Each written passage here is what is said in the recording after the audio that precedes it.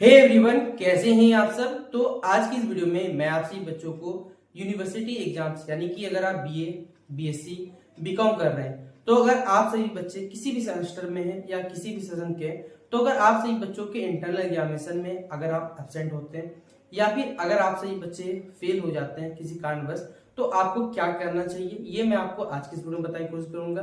तो आप सभी बच्चे जिस भी यूनिवर्सिटी पढ़ते हैं उससे कोई दिक्कत नहीं है। सभी यूनिवर्सिटी के देखिए जो गाइडलाइंस रहता है वो यूजीसी के द्वारा जारी किया जाता है, यानी कि यूनिवर्सिटी ग्रांट कमीशन द्वारा जारी किया जाता है। और इसके लिए सभी के लिए रूल्स लगभग सही प्रकार के जो रूल्स होते हैं वो सेम ही होते हैं। तो चलिए आइए जाने की कोशिश करते हैं। अगर आपको आज का ये हमारा वीडियो यूजफुल लगे तो अपने दोस्तों के साथ इस वीडियो को शेयर कर दीजिएगा ताकि उनको भी इस प्रकार का नॉलेज मिलता रहे। तो चलिए देखिए क्या है। पहला, आप सही बच्चे जानते हैं आप किसी भी सेमेस्टर के हो तो आपको दो कैटेगरी में बांटा जाता है, ठीक है।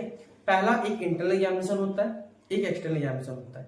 इंटरनल आपका अलग होता है, इंटरनल आपके कॉलेज में ही होता है। और जो एक्सटर्नल का पेपर होता है बेसिकली वो हो सकता है कि आपको किसी अदर कॉलेज या अपने ही कॉलेज में सेंटर पड़ सकता है। दो प्रकार से एग्जामिनेशन में जो ग्रेजुएशन का एग्जाम होता है उसे बांटा जाता है, इंटरनल प्लस एक्सटर्नल। इंटरनल जो रहता है अगर कहा जाए, अभी बहुत सारे देखिए यूनिवर्सिटी में क्या हुआ है, न्यू एजुकेशन पॉलिसी के थ्रू वहां पर जो एग्जामिनेशन प्रोसेस है वो कंटिन्यू किया जाता है, लेकिन पेपर आपका थोड़ा सा चेंज है।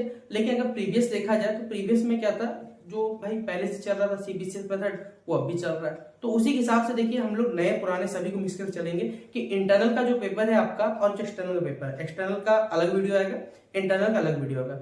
इंटरनल आपका जो भी पेपर का था, जिस भी पेपर का था, जैसे कहा जाए पहले के हिसाब से कहा जाए तो core paper, major paper, CC paper जिसे आप कह सकते हैं, और आपका एक पहले चलता था basic generic paper, GE paper जिसे आप कह सकते हैं शॉर्ट में, या फिर अगर अभी करंट के हिसाब से कहा जाए तो ये माइनर पेपर के नाम से जाना जाता है। तो इस प्रकार से बस शब्दों का हेरफेर है और कुछ नहीं है। तो आपका जो इंटरनल का पेपर होता है, पहला देखिए इंटरनल एग्जामिनेशन में पास करने के लिए कुछ परसेंटेज मार्क्स चाहिए, यानी देखिए हर यूनिवर्सिटी का कुछ एक फिक्स परसेंट रख दिया जाता है कि अगर आप इतने परसेंट मार्क्स लाते हैं तो आप इंटरनल के पेपर में पास होंगे। जैसे लगभग 40%, किसी यूनिवर्सिटी में 33% रखा जाता है, किसी यूनिवर्सिटी 35%। लेकिन इंटरनल का जो पेपर होता है वो मे बी 25 नंबर या 20 नंबर का होता है।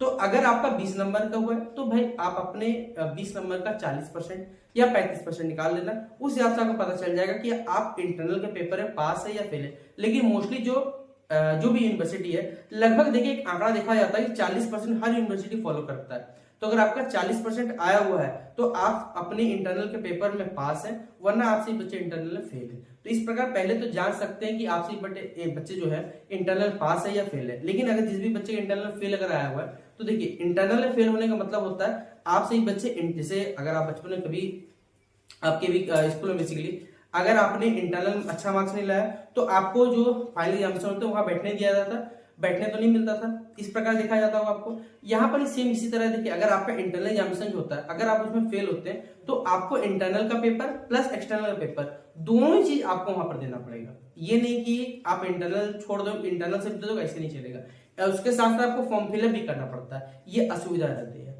तो अगर आप इंटरनल फेल होते हो तो आपको याद रखिएगा, या एब्सेंट भी अगर आप हो जाते हो तो इसके लिए भी आपको फॉर्म फिलअप तो करना ही पड़ेगा, साथ साथ आपको फिर से इंटरनल देना पड़ेगा। और साथ ही साथ कहा जाता है बच्चों को, जो बच्चे अगर एब्सेंट हो गए इंटरनल में तो पहले देखिए आप अपने कॉलेज जाइएगा, ठीक है। अगर आपका कॉलेज बेसिकली एक देखिए बहुत ये जो नहीं है, इंटरनल का जो पेपर होता है वो हर कॉलेज का अलग अलग शेड्यूल होता है।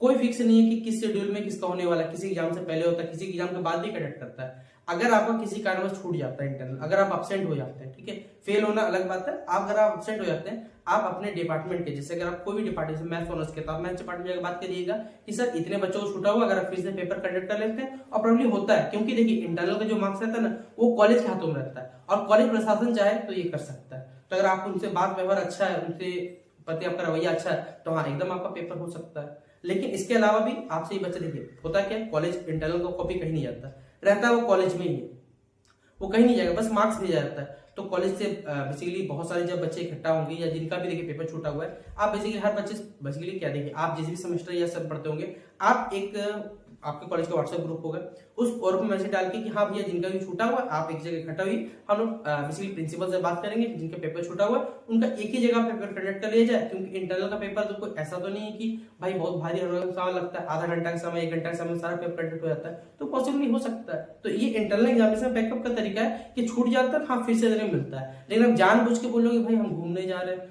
तो भाई इस पे तो कोई कुछ नहीं कर सकता। हाँ, लेकिन अगर प्रॉपर वजह है तो आप एप्लीकेशन देख के बहुत सारे जो लीगल प्रोसेस उनके थ्रू आप इंटरनल एग्जामिनेशन पर दे सकते हो।